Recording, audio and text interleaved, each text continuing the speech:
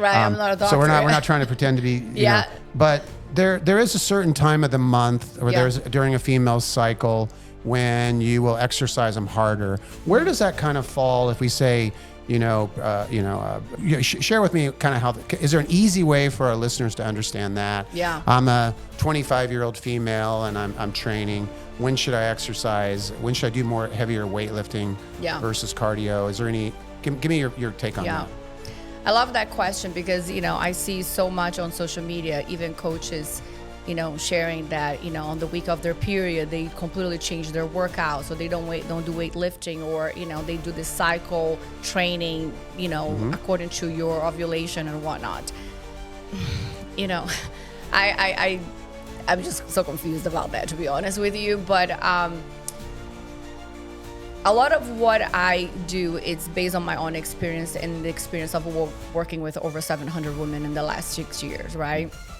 But I got very curious about this whole concept about, when you have your period, you're not supposed to be, lifting weights because you're more prone to injuries. And I was like, okay, but there are months that I have no symptoms. I get my period and I feel great, and I go to the gym and absolutely crush my workout. And actually it's one of my best workouts.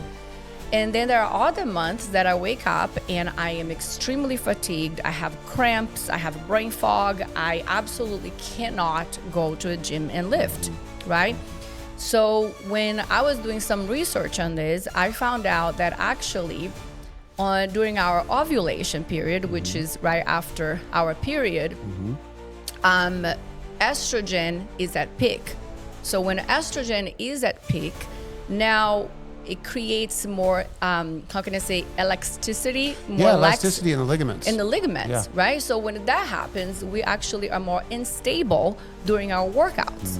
But you are not dealing with fatigue, you're not dealing, generally speaking, with cramps, you're not dealing with brain fog, so you can pay more attention to your form.